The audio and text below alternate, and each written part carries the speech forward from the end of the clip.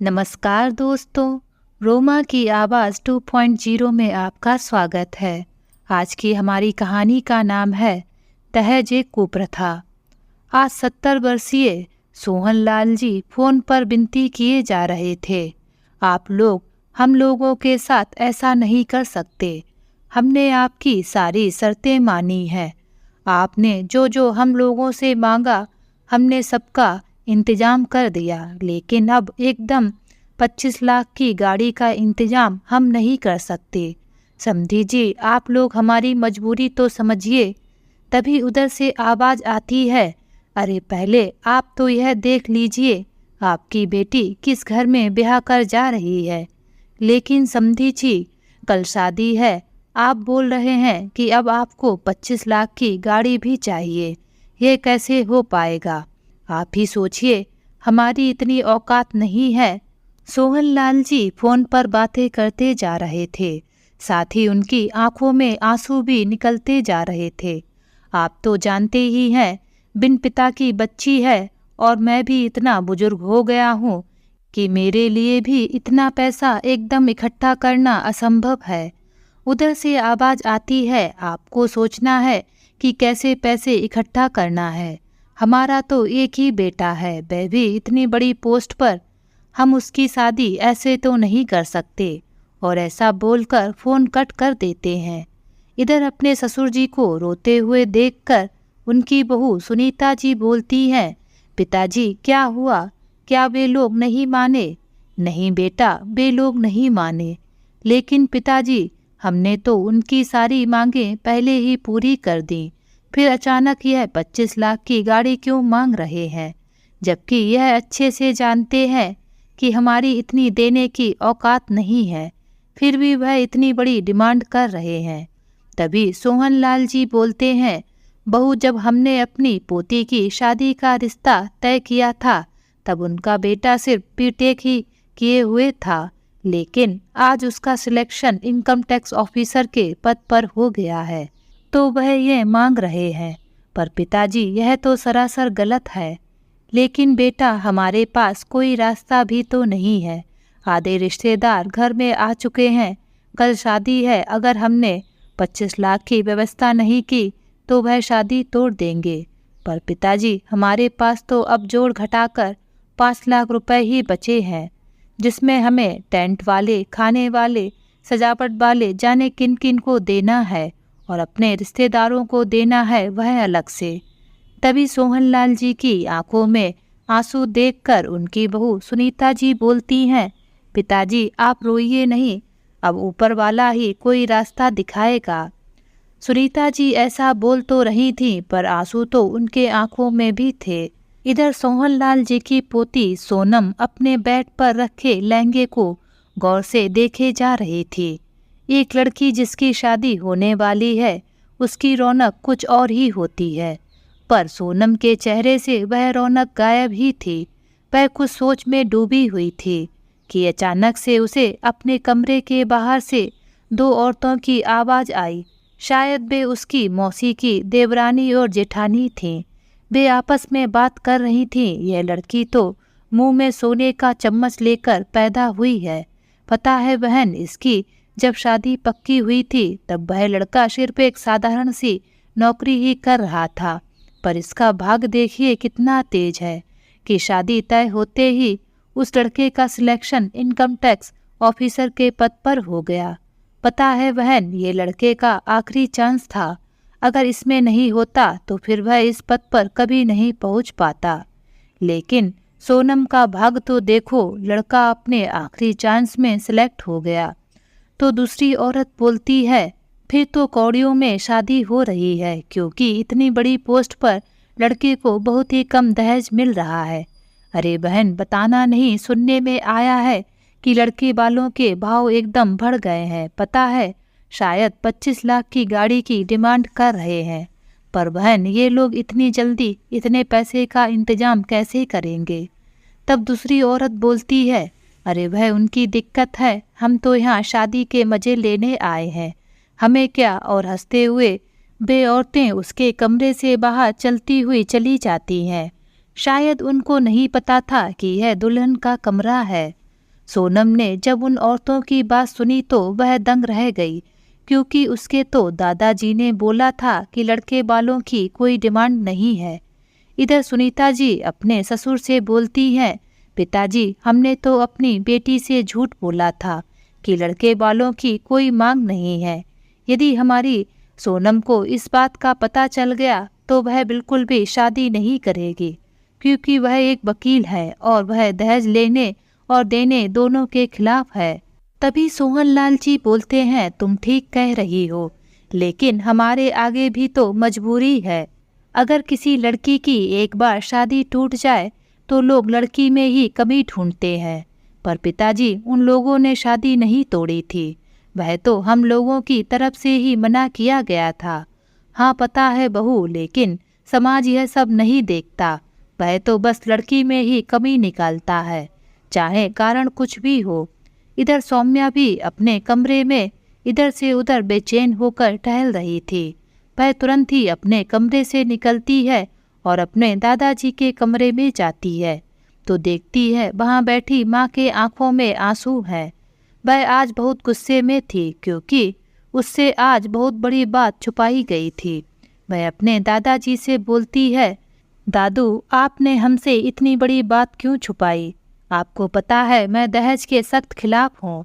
तभी सोहनलाल जी अपनी रौबदार आवाज़ में बोलते हैं, मैंने तुमको कितनी बार बोला है कि बड़ों के बीच में दखल अंदाजी नहीं करते। मगर दादू आज सवाल मेरी ज़िंदगी का है। आपने मुझे पहले भी इस बात को नहीं बताया कि आपसे उन्होंने पहले ही दहेज मांगा था और अब तो वे 25 लाख की गाड़ी मांग रहे हैं। तभी सोहनलाल जी बोलते हैं, हमने जो भी फैसला लिया है वह कुछ सोच समझ के लिया है, समझी? लेकिन दादू मैंने तुमसे कहा तुम अपने कमरे में जाओ। तभी सोनम वहाँ से रोते हुए अपने कमरे में चली आती है और अपने कमरे में पैरों के बल बैठकर मुंह पर हाथ रखकर रोने लगती है और बोलती है, मैं ऐसा बिल्कुल भी नहीं होने दूंगी। फिर वह सोचती है, ऐसा क्या करूं जो इस दहेज को लेने और देने से रोका जाए। मैंने जाने कितने लोगों को दहेज लेने और देने वालों को जेल की चक्की पिसवाई है और आज मैं इस दहेज के चक्रव्यूह में फंस गई हूँ। हे ईश्वर मेरी मदद करो, मैं इससे कैसे निकल सकूं। तभी वह सोचती है कि क्यों ना आर्यन से बात की जाए। उन्होंने इतनी बड़ी परीक्षा क्लियर की है तो वे भी जरूर इस दहेज के खिलाफ ही होंगे, पर उनको तो सब पता होगा। फिर अगले ही पल सोनम सोचती है कि हो सकता है जिस तरह मुझे इस बात से अनजान रखा गया है, हो सकता है उसी प्रकार आर्यन को भी इस बात से अनजान रखा गया हो। यह सोचकर उसकी आंखों में एकदम चमक आ जाती है कि हो सकता है कि आर्यन जी उसका साथ दें। तभी वह अपने फ़ोन से आर्यन को कॉल करती है। वह 2-3 बार आर्यन को फ़ोन मिलाती है, पर आर्यन फ़ोन ही नहीं उठा रहा था। अब तो सोनम को और रोना आ रहा था, लेकिन तभी फ़ोन की घंटी बजती है। वह देखती है कि फ़ोन आर्यन का ही था। सोनम जैसे ही फ़ोन उठाती है तो आर्यन उधर से बोलता है, क्या है सोनम, बार बार फ़ोन क्यों कर रही हो? तुम्हें तो पता ही है कि कल हमारी शादी है और घर में कितने काम हैं। अब बताओ क्या काम था? आर्यन ऐसे बोल रहा था कि उसे सोनम से बात करने में कोई इंटरेस्ट नहीं है। सोनम भी उसकी बात सुनकर थोड़ा दंग थी, लेकिन अपने को संयमित करते हुए बोलती है, आर्यन जी मुझे आपसे ज़रूरी बात करनी है। हाँ तो बोलो ना, मैं सुन रहा हूँ, लेकिन जल्दी बताओ, मुझे इसके अलावा भी बहुत से काम हैं। मैं फ़ोन करता ही नहीं रहूँगा। सोनम बोलती है, क्या आपको पता है कि आपके घर वालों ने हम लोगों से दहेज की मांग रखी है? तो आर्यन बोलता है, तो इसमें कौन सी बड़ी बात है? ये बड़े लोगों का मामला है, उन्हीं को निपटने दो। तुम्हें या मुझे इसमें पढ़ने की क्या ज़रूरत है? वैसे भी आजकल तो थोड़ा बहुत लेन देन चलता ही है। तभी सोनम बीच में बोलती है, आपको तो पता ही होगा कि मैं दहेज लेने और देने के सख्त खिलाफ हूँ। तभी आर्यन तेज स्वर में बोलता है, यह तो आपके और हमारे घर वालों के बड़ों ने पहले ही तय कर रखा था, तो आपको तो पता ही होगा कि दहेज लिया जा रहा है। इसके आगे आर्यन बोलता है, हाँ तो आपको पहले ही मना कर देना चाहिए था। अगर आपके घर वालों ने आपसे छुपाया है तो अब इसमें मैं क्या कर सकता हूँ।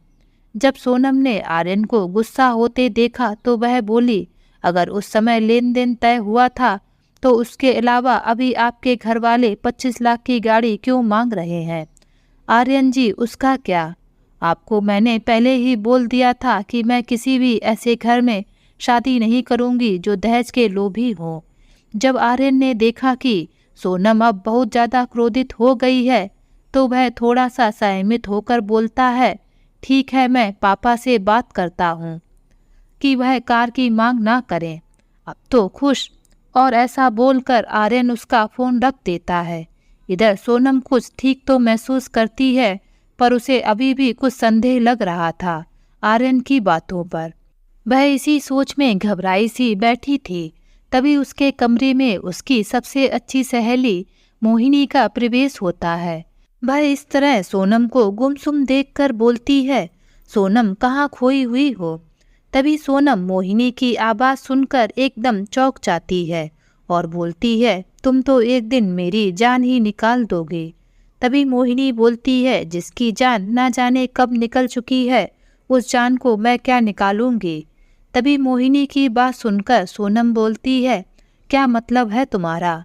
मेरा मतलब तुम अच्छे से समझती हो सोनम, मैं तुमसे क्या बोल रही हूँ, और तुम्हारे चेहरे से साफ साफ समझ में आ रहा है कि तुम इस शादी से खुश नहीं हो। फिर मोहिनी आगे बोलती है, तुम अभी भी प्रशांत जी से प्यार करती हो सोनम, तुम कभी भी इस शादी से खुश नहीं रह पाओगी। मोहिनी की ये बातें सुनकर तब सोनम गुस्साते हुए बोलती है, तुमसे मैंने कितनी बार कहा है कि यह फालतू की बातें करने से कोई फ़ायदा नहीं है। तभी सोनम की छोटी बहन सुनैना भी आ जाती है और बोलती है, सच तो कह रही है मोहिनी दीदी, गलत क्या बोल रही हैं। प्रशांत जी आपको डिजर्व करते हैं। दीदी आप अपनी बात दादू से क्यों नहीं बोलती हो, भाई आपकी बात ज़रूर समझेंगे। तभी सोनम बोलती है, तुम लोगों को क्या लगता है कि मैंने इस संबंध में दादू से बात नहीं की। अरे उन्हें तो यह लगता है कि प्रशांत मेरे काबिल नहीं रहा। तब मोहिनी बोलती है, लेकिन प्रशांत जी से शादी तो तेरे दादू ने ही पक्की की थी। तुम लोगों का 6 महीने तक रिश्ता भी पक्का रहा। अगर उन लोगों के रिश्तेदारों ने उन्हें धोखा दे दिया तो इसमें प्रशांत जी का क्या कसूर। अरे मुझे सब पता है कि प्रशांत जी के चाचा जी ने धोखे से उसकी सारी जमीन जायदाद अपने नाम कर ली। अब उसके पास सिर्फ एक दुकान ही बची है। मैंने जाने कितनी बार दादू को समझाने की कोशिश की कि प्रशांत जी मुझे जीवन भर खुश रखेंगे और उनके जैसा जीवन साथी मुझे नहीं मिल सकता, लेकिन मेरे दादू ने मुझे इज्जत का वास्ता देकर रोक लिया। तुम लोग जानते हो कि मैं अपने दादू को ऐसे शर्मिंदगी के साथ जीते हुए नहीं देख सकती, चाहे कुछ भी हो जाए। तभी सुनैना और मोहिनी एक साथ बोलते हैं, लेकिन बेकिन कुछ नहीं समझी तुम दोनों, अब इस टॉपिक पर ज़्यादा डिस्कस नहीं होगा। इधर सुनीता जी की ननद रजनी जी अपने मैके आ जाती हैं और अपने पिताजी के कमरे में जाती हैं। रजनी जी ने ही अपनी भतीजी का रिश्ता कराया था। रजनी जी को देखकर उनकी भाभी बोलती है, जो कि उस समय उनके पिताजी के कमरे में ही थीं, दीदी आ गई आप, हम लोग आपका ही इंतज़ार कर रहे थे। हाँ भाभी, मुझे पता है आप मेरा ही इंतज़ार कर रही होंगी, पर अब बात मेरे हाथ से भी निकल चुकी है। मैंने भी नहीं सोचा था कि यह लोग एकदम से इतनी बड़ी मांग रख देंगे। माना कि इकलौता लड़का है और उसका सिलेक्शन इतनी बड़ी पोस्ट पर हो गया है, लेकिन अपनी बात को भी तो महत्व देना चाहिए।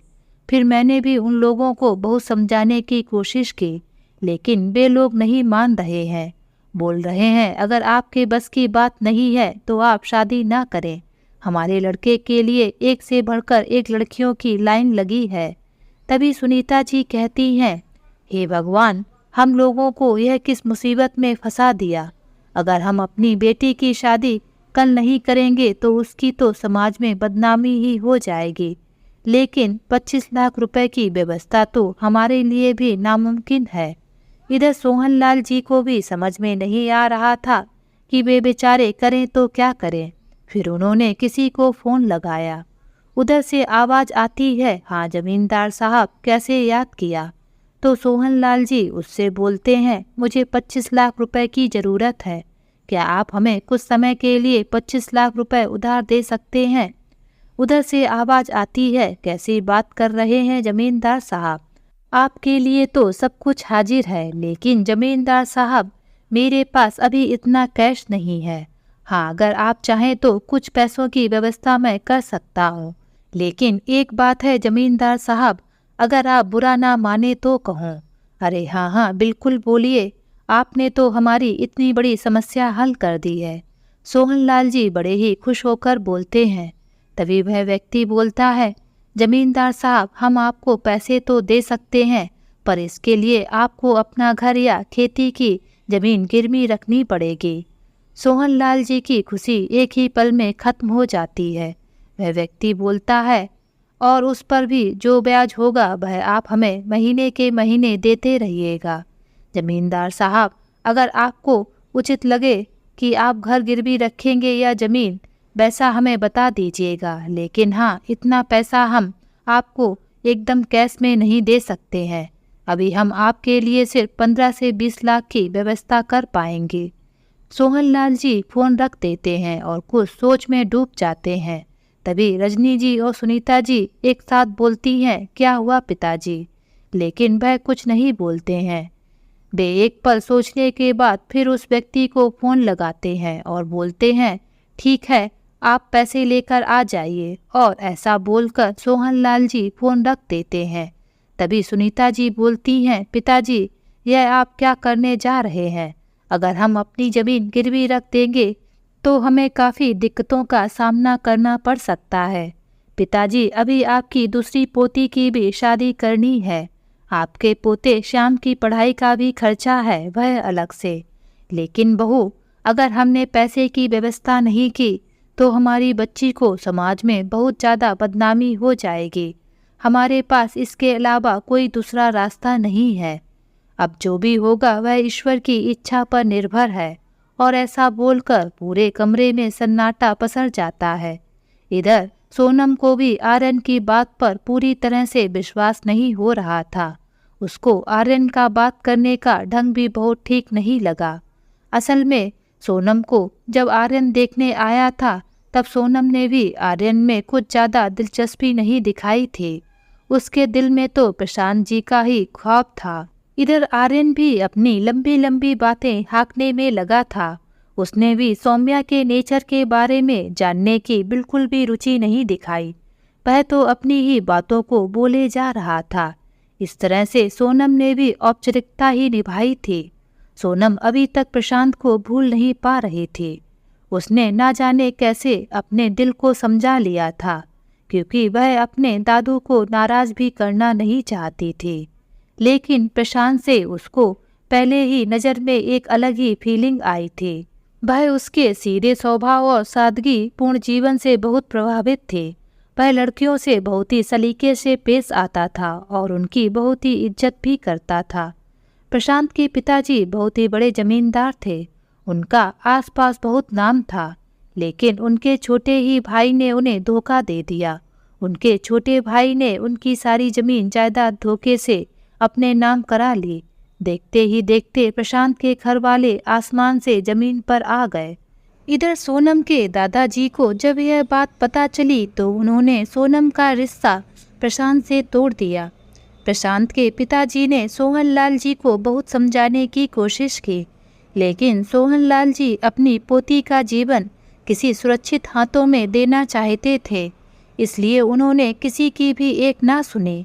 इधर सोनम ने भी बहुत समझाया कि वह प्रशांत जी को बहुत पसंद करती है और प्रशांत जी उसे जीवन भर खुश रखेंगे, लेकिन उन्होंने अपनी इज्जत का वास्ता देकर सोनम का मुंह बंद करा दिया। ऐसा नहीं कि सोनम ही प्रशांत जी को प्यार करने लगी थी, बल्कि प्रशांत जी तो सोनम को उससे भी ज़्यादा प्यार करते थे। दोनों ने ही बहुत कोशिश की, लेकिन सोहनलाल जी ने उन दोनों की एक ना सुनी।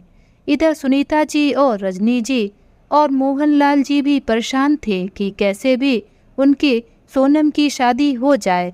इधर सोनम भी यह सोच रही थी कि आज तक वह हमेशा दहेज के खिलाफ खड़ी रही, लेकिन आज उसकी ही शादी में दहेज दिया जा रहा है। वह तो अपनी ही शादी में कुछ नहीं कर पा रही है। आज उसकी बेचैनी उसके चेहरे पर आराम से देखी जा सकती थी। उसकी बेचैनी को देखकर उसकी सहेली मोहिनी बोलती है, अब तुम इतना परेशान क्यों हो रही हो? जब तुमने सोच ही लिया है कि तुम्हें शादी करनी है तो अब क्यों परेशान हो रही हो? पता नहीं मोहिनी, मैं आज तक जिस दहेज के खिलाफ खड़ी रही, आज वह दहेज मेरे शादी में ही मेरे सामने ही दिया जा रहा है और मैं चाहकर भी कुछ नहीं कर सकती। तभी सोनम की छोटी बहन सुनैना बोलती है, दीदी आपको अपनी लड़ाई खुद लड़नी होगी। अगर आज आप हार गई तो कभी भी कोर्ट रूम में खड़ी होकर किसी दूसरी लड़की की लड़ाई नहीं लड़ पाएंगी।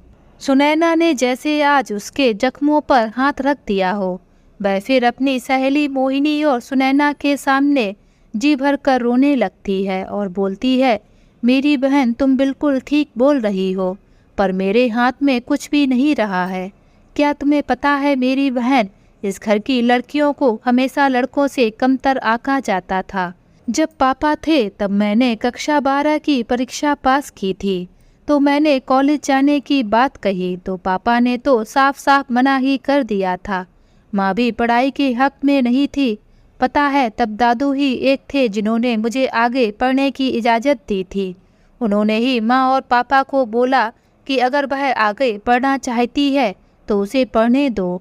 उसके बाद जब मैंने LLB करने को कहा तो इस घर में तूफान ही आ गया, लेकिन उस वक्त भी मेरे दादू ने मेरा साथ दिया।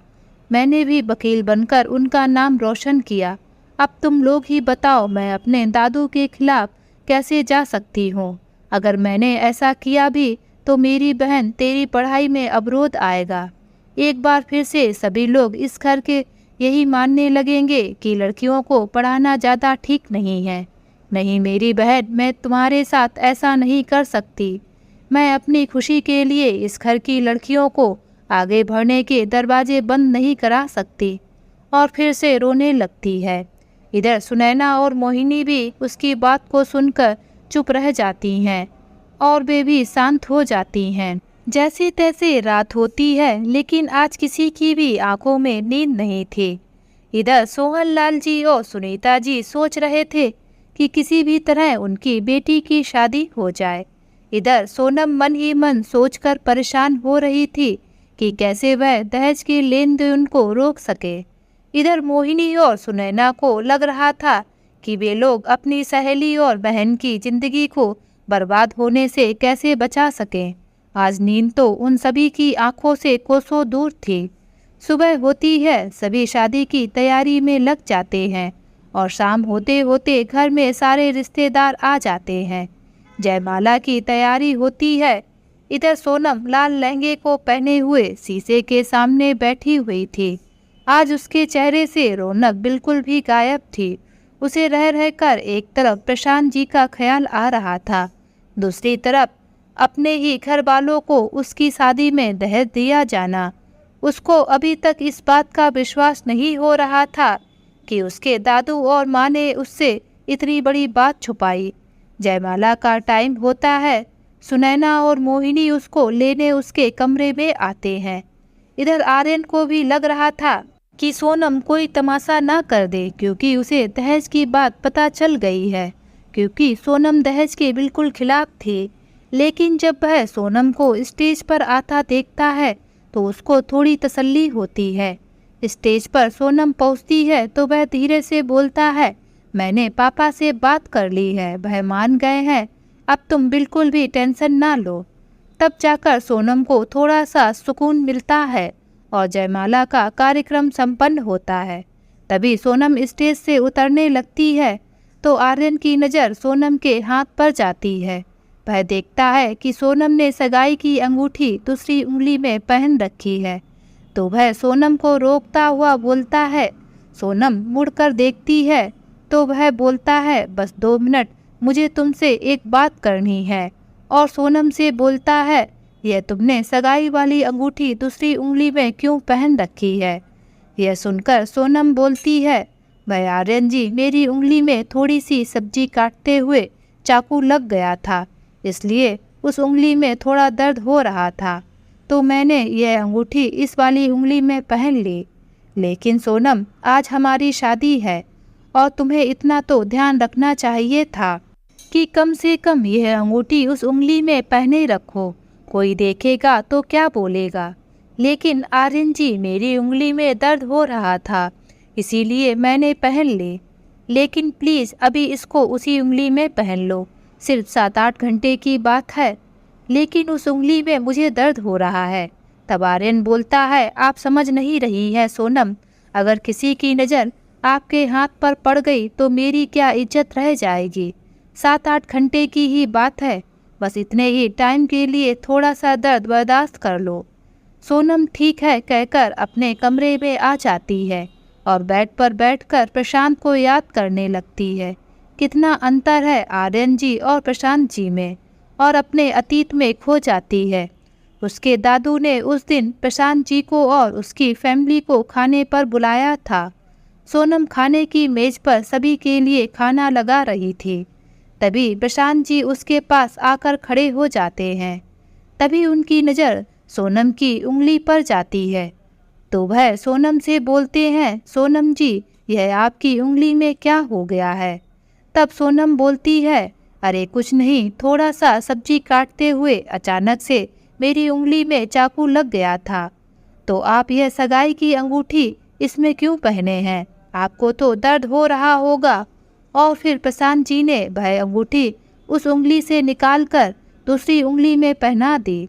अरे प्रशांत जी, यह आप क्या कर रहे हैं, बाहर आपके मम्मी पापा बैठे हुए हैं, वह अगर अंगूठी इस उंगली में देखेंगे तो क्या सोचेंगे।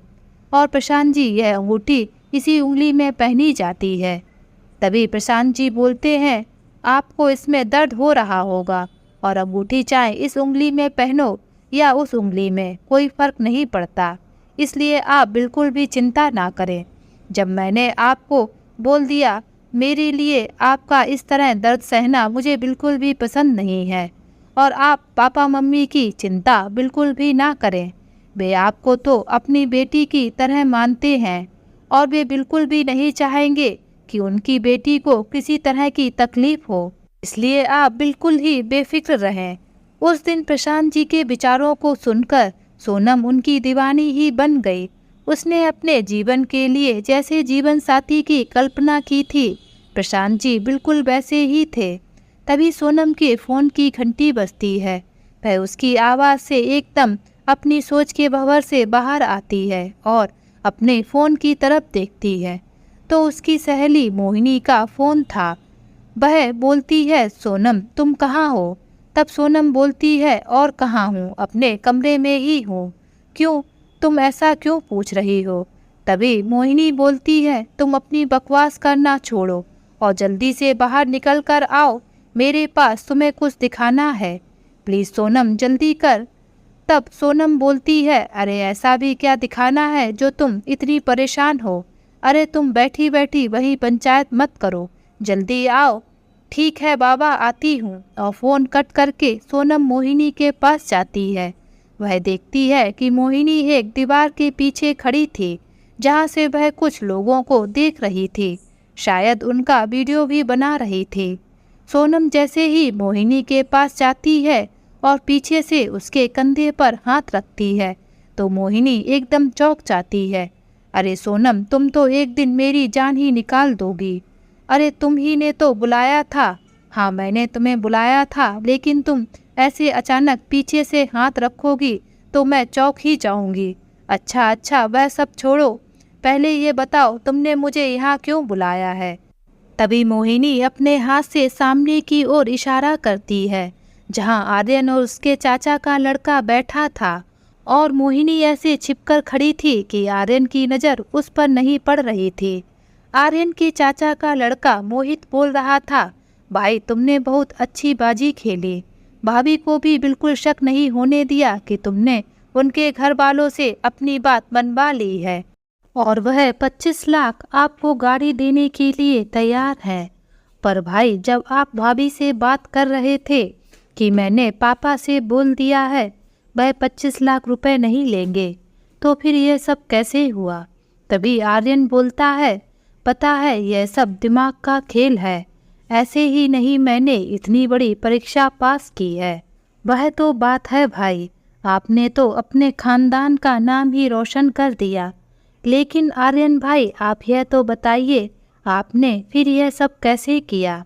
तब आर्यन बोलता है, जब सोनम का फ़ोन आया था तब मैंने सोनम से बात करने के बाद उसके दादू से बात की और बोला कि सोनम को नहीं पता चलना चाहिए कि आप लोग हमें 25 लाख रुपए दे रहे हैं और आप यह रुपए हमें सोनम की गैर मौजूदगी में फेरों से पहले ही देंगे।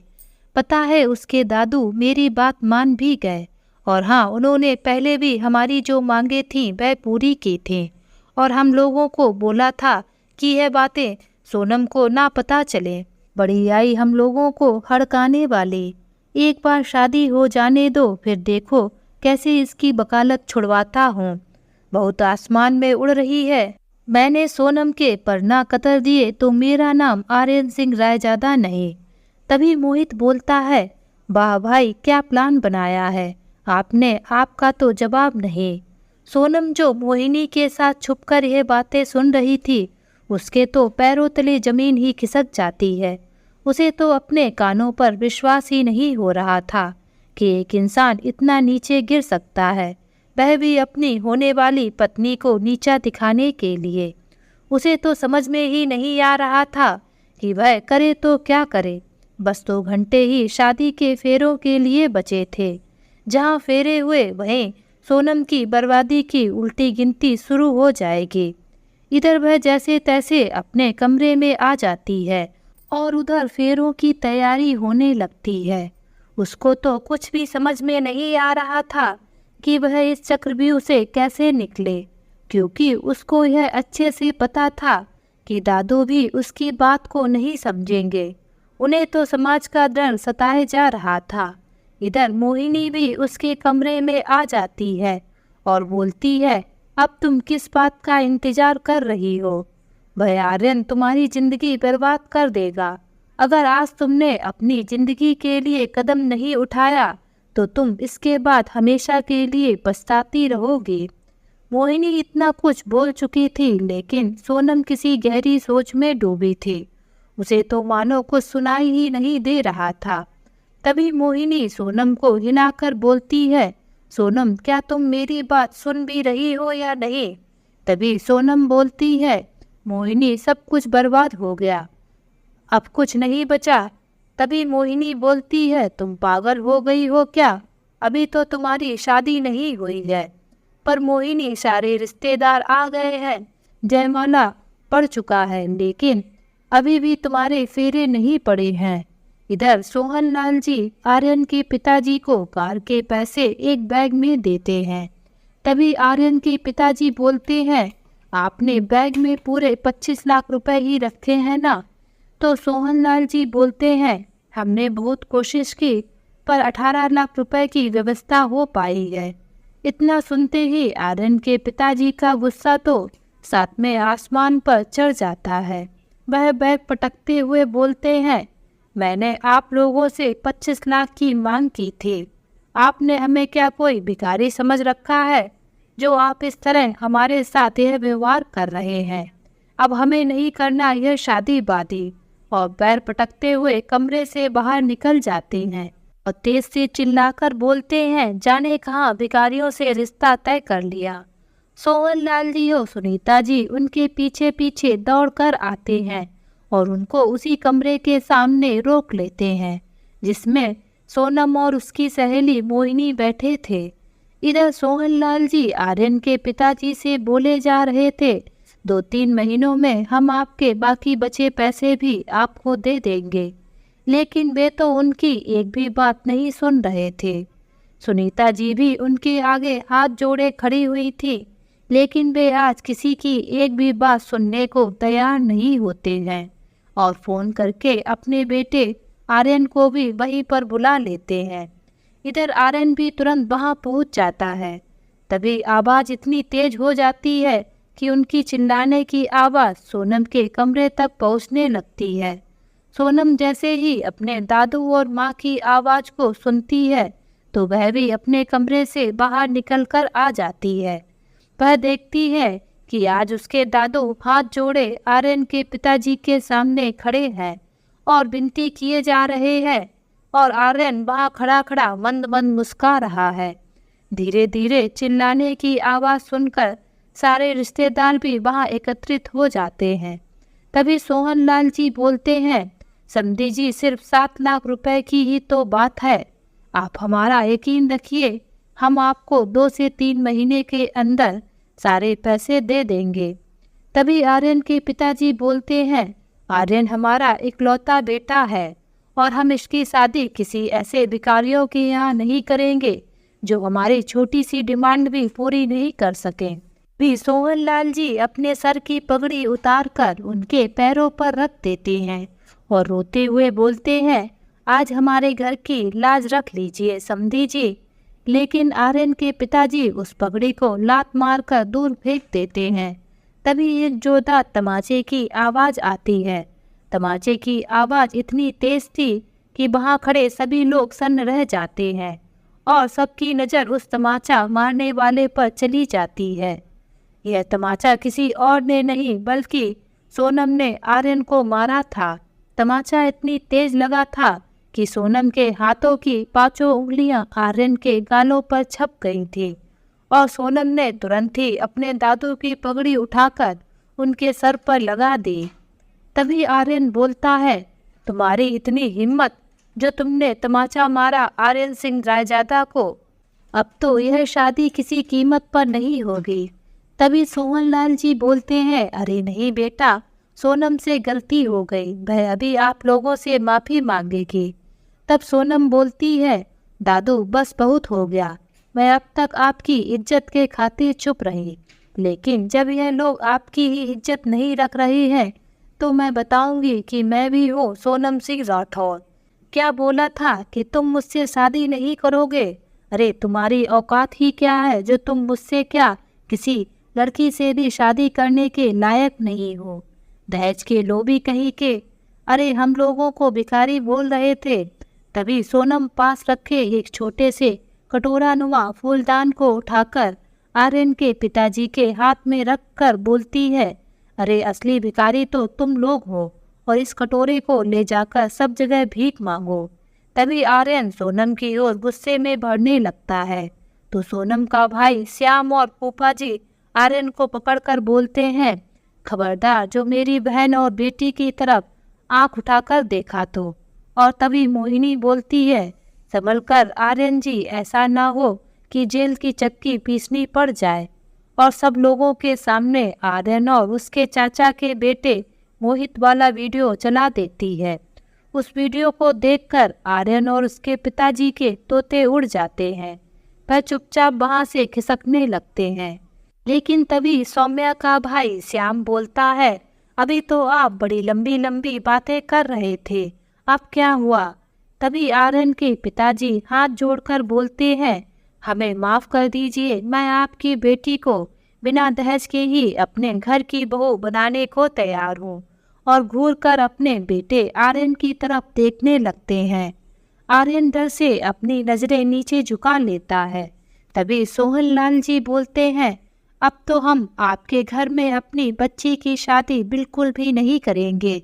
जिस लड़के की सोच अपनी होने वाली पत्नी के लिए इतनी गिरी हुई हो, वहाँ मैं अपनी पोती की शादी हरगिज नहीं करूँगा। आप लोग निकल जाइए यहाँ से। यह सब सुनकर सोनम दौड़कर अपने दादू के गले लग जाती है और बोलती है, दादू आपसे अच्छा इस दुनिया में कोई दादाजी नहीं है। तभी सोहनलाल जी बोलते हैं, बेटा मुझे माफ़ कर दे, मैं तेरी ज़िंदगी बर्बाद करने जा रहा था। तुमने मुझसे कितनी बार बोला प्रशांत एक अच्छा लड़का है और वह तुम्हें ज़िंदगी भर खुश रखेगा, पर मैंने तेरी बात नहीं मानी। मुझे माफ़ कर दे मेरी बच्ची। अरे नहीं दादू, आप वर्ल्ड के बेस्ट दादू हैं। तभी सोहनलाल जी और सोनम की नज़र जैसे ही एक व्यक्ति पर पड़ती है तो वह उस व्यक्ति को देखकर दंग रह जाते हैं, क्योंकि वह व्यक्ति और कोई नहीं बल्कि प्रशांत जी थे। सोनम एकदम चौंक कर पूछती है, अरे प्रशांत जी, आप कैसे यहाँ पर? तो प्रशांत जी बोलते हैं, यह सब तुम मोहिनी से ही पूछो, वो ही तुमको सही सही बात बता सकती है कि मैं यहाँ पर कैसे। तो सभी लोग मोहिनी की तरफ गौर से देखने लगते हैं। तो मोहिनी हंसकर बोलती है, सोनम, तुम मेरी बेस्ट फ्रेंड ही नहीं, मेरी बहन भी हो। मेरे हर सुख दुख में साथ दिया, जबकि तुम जानती हो मैं एक गरीब परिवार से बिलोंग करती हूँ, लेकिन तुमने हमेशा मेरी पढ़ाई से लेकर मेरी जॉब लगवाने तक हमेशा मेरा साथ दिया। तुमने अपनी पॉकेट मनी खर्च नहीं की, बल्कि मुझे किताबें खरीद कर दी। मुझे अच्छे से याद है, उस दिन मैं अपने कॉलेज की फीस जमा नहीं कर पा रही थी और सिर्फ कुछ ही घंटे बचे थे फीस जमा करने में, पर तुमने अपनी तुरंत ही सोने की चैन बेच दी और घर पर तुमने झूठ बोल दिया कि चैन खो गई। अरे वह चैन तुमको कितनी पसंद थी, क्योंकि वह चैन तुमको तुम्हारे पापा ने दी थी। तभी सोनम बोलती है, अरे बस बस, अब मेरी तारीफ बंद कर, अब यह बता कि प्रशांत जी यहाँ पर कैसे आए। तो मोहिनी बोलती है, जब मैंने आर्यन जी और उसके भाई की बात सुनी तो मैंने उसका वीडियो भी बना लिया था और वह वीडियो मैंने प्रशांत जी को भी भेज दिया था। प्रशांत जी पीसीएस जे की परीक्षा क्लियर कर चुके थे और वो यहाँ पर पोस्टिंग भी थे। तो सोनम यह सुनकर दंग रह जाती है। इधर आर्यन और उसके पिताजी भी वहाँ से निकलने लगते हैं।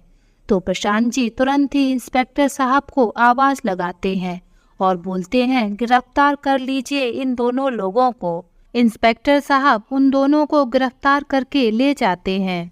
इधर सोहनलाल जी हाथ जोड़कर प्रशांत जी से माफ़ी मांगते हुए बोलते हैं, बेटा मुझे माफ़ कर दो, मैंने तुम्हारे साथ बहुत गलत किया, हो सके तो बेटा मुझे माफ़ कर देना। तभी प्रशांत जी बोलते हैं, माफ़ी तो दादू आपको एक ही शर्त पर मिलेगी, जब आप इसी मंडप में मेरी शादी सोनम के साथ कर देंगे। सोहनलाल जी और सभी लोगों के चेहरे पर प्रशांत जी की बात सुनकर खुशी की झलक आ जाती है। तभी सोहनलाल जी बोलते हैं, बेटा सोनम सच ही बोलती थी कि तुम हीरा हो, हीरा जिसे मेरी नज़रों ने नहीं पहचान पाया। तभी पास खड़ी सोनम की माँ सुनीता जी बोलती हैं, लेकिन बेटा तुम्हारे माता पिता की रजामंदी भी तो होना जरूरी है। तभी प्रशांत जी के माता पिता भी वहाँ आ जाते हैं। अरे जब मियाँ बीबी राजी तो क्या करेगा काजी, समझ गए ना आप लोग। और ऐसा बोलकर जोर से हंसने लगते हैं। उनकी बात सुनकर सभी लोग भी जोर जोर से हंसने लगते हैं। आज जहाँ कुछ देर पहले दुख के बादल छाए हुए थे, वही आज अब खुशहाली ही खुशहाली थी। इधर सोनम अपने मनपसंद जीवन साथी को पाकर खुशी से फूली नहीं समा रही थी। शादी अच्छे से हो जाती है। कुछ महीनों बाद खबर आती है कि आर्यन और उसके पिताजी को दहेज लेने के कारण कोर्ट द्वारा 5 साल की सजा सुनाई गई है। अब तो उनका मुंह दिखाने के काबिल भी नहीं रहा था। तो दोस्तों, आज की ये कहानी आप सभी लोगों को कैसी लगी, नीचे कमेंट बॉक्स में लिखकर हमें ज़रूर बताएं। अगर ये कहानी आप सभी लोगों को अच्छी लगे तो प्लीज़ इस वीडियो को लाइक और शेयर ज़रूर करें और मेरे चैनल को सब्सक्राइब करना ना भूलें। तो फिर मिलते हैं एक नई कहानी के साथ। बाय।